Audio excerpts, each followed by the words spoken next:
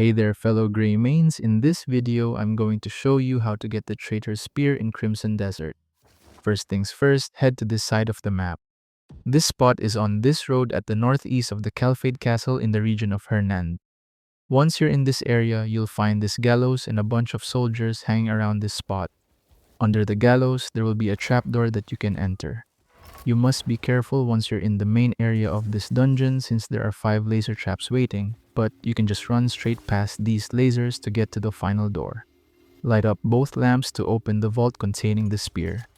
At level 4 refinement, the spear provides 20 attack, 1 attack speed, and crit rate level 1 which goes up to level 2 when maxed out.